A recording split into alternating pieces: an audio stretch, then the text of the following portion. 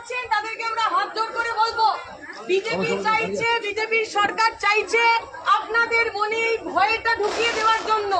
এই ভয়টা ঢুকে গেলে সাধারণ মানুষ তারা রাস্তায় নামবে না। আমরা আপনাদের বলতে চাই, যাদবপুরে যে বুলডোজার রাজ বিজেপি চালিয়েছে তাতে একটা অংশরা ভাঙতে পেরেছে ঠিকই, কিন্তু বেশিরভাগ যে অংশটা অর্থাৎ প্ল্যাটফর্মের ওপরে যে হকাররা বসে তাদের কিন্তু ভাঙতে পারেনি। তাদেরকে ভাঙতে পারেনি কারণ লাল ঝান্ডা হাতে আপনারা রাস্তায় ছিলেন।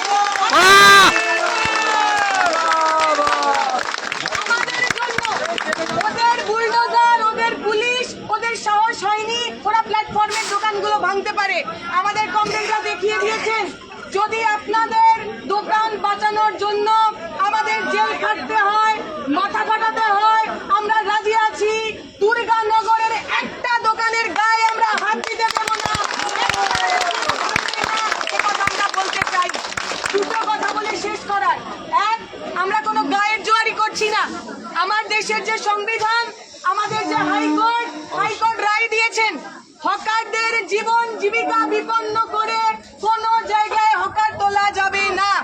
হাইকোর্ট রায় দিয়েছেন, পুনর্বাসন ছাড়া তুমি কারখানা খুললে না, নতুন চাকরি দিলে না, যারা একটু পরিকম্মে খাচ্ছিল সেই হকারদের তুমি বেকার করছো।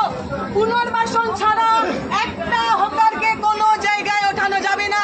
এটা সরকার বলেছে, এটা কোর্ট বলেছে, এটা আদালত বলেছে। আর লাস্ট যে কথা আমার বলার, বহু যাত্রী যারা এখানে আটকে পড়েছেন, বহু যাত্রী যারা আমাদের কথা শুনছেন, একটু আগে আমরা যখন এই রেল বাজারে গেলাম দেখলাম লোকজন প্যাকেট ভরে ভরে খাবার নিয়ে যাচ্ছেন, প্যাকেট ভরে ভরে সবজি নিয়ে যাচ্ছেন। এই লোকগুলোই হয়তো বাড়িতে গিয়ে সোশ্যাল মিডিয়ায় লিখবেন ওদের দোকান ভেঙে দিয়েছে বেশ হয়েছে, ওদের বাজার পুড়িয়ে দিয়েছে বেশ হয়েছে। আমরা আপনাদের বলছি, শরীরে যদি মানুষের রক্ত থাকে, যাদের দোকান থেকে জিনিসপত্র কিনলেন, যাদের দোকান থেকে দেখে ভালো মাছটা কিনে নিয়ে যান, যাদের দোকান থেকে সমস্যায় পড়লে জল চেয়ে খান, সেই লোকগুলোর পেটে লাথি মারবেন না। কারণ জানবেন, আপনি যদি আজকে ওদের পেটে লাথি মারেন, আজকে যদি বুলডোজারের সঙ্গে দাঁড়ান, কালকে ওই বুলডোজার আপনার বাড়িতেও আসবে। এই বুলডোজারকে আপনারা বুঝতে পারবেন না।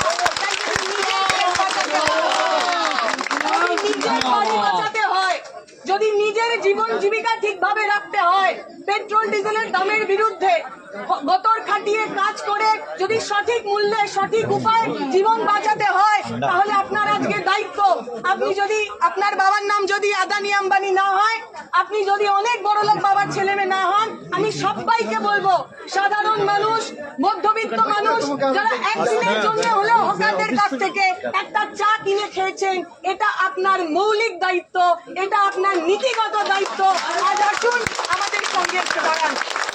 শেষ কথা বলার, আমরা যা পোস্টার দেখেছি, যা বিজ্ঞপ্তি লাগিয়ে গেছে রেলের পক্ষ থেকে, কোন জায়গায় কারোর সিগনেচার নেই, কোন জায়গায় কারোর স্ট্যাম্প নেই।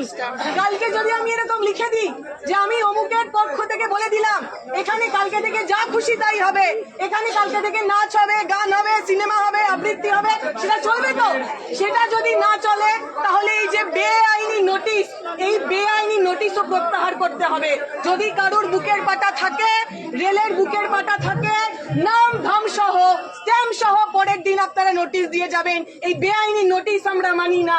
নাম ছাড়া, স্ট্যাম্প ছাড়া, সই ছাড়া নোটিশ আমরা মানি না। বেআইনি কাজ এই এলাকায় হবে না। আমি আমার কথা শেষ করব। ওরা আমাদের 15 দিন সময় দিয়েছে, হতে পারে কোর্টের কথা না মেনে এর মধ্যে ওরা ওদের সব লোক লস্কর নিয়ে আসবে। আমরা বলছি, এখানে যতগুলো পরিবার আছে, প্রত্যেক পরিবারের যদি 5টা করে লোক থাকে, প্রত্যেক পরিবারের যদি 5টা করে বন্ধু থাকে, আমরা একটা পরিবার যদি 10টা লোক নিয়ে আসতে পারি, আমি আপনাদের কথা দিলাম, বিজেপি কেন, বিজেপির বাপের ক্ষমতা হবে না আপনাদের দোকানে কোথাও হাত দিতে পারে।